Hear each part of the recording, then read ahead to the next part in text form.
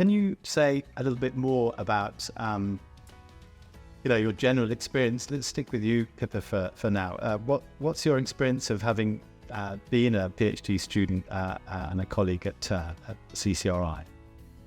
Yeah, so it's been a really positive experience. It's been a real opportunity to be part of a really have access to a huge amount of knowledge and a really lovely research community. And all that's coming from someone who started remotely. I was living still in Denmark for the first 6 months. I started in 2020, as you said. And there was a lot of efforts made to sort of include me and bring me in. And I ended up somehow being admin of the WhatsApp group. And we had this monthly challenge. So somewhere on Spotify, there's a CCRI playlist. There's, I think, 24 hours long because we were also bored during lockdowns.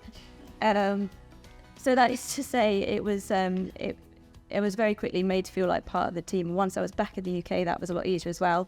Once I'd finally sort of met my supervisors in real life after about 8 months or something like that.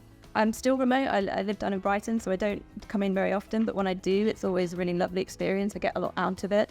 So really, I keep using the word community, but it's a really sort of enriching community. I always come away quite inspired.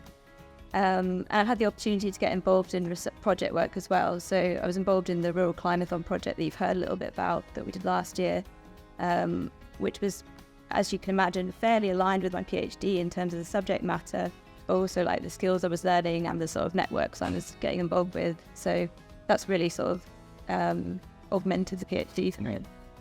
Great, thank you very much. How about your experiences, Aimee? Yeah, I suppose just to pick up on Pippa's last point there, I think the opportunity to be involved with live research projects that are funded by various different organisations has been really fantastic.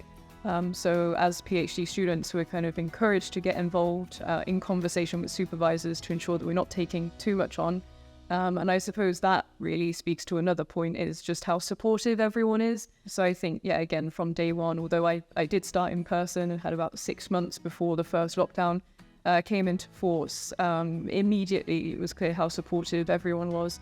And I think given the situation and kind of the potential really for loneliness when we were all working from home, I didn't really feel that at all, because we had kind of constant communication on Teams and we had regular meetups, informal catch-ups. I mean, I remember we all dressed up for a Christmas kind of whodunit on Zoom. And so, yeah, I think, there's both fantastic research and personal and professional development opportunities combined with a really supportive atmosphere, be it in the office or online. So, yeah, a fantastic experience.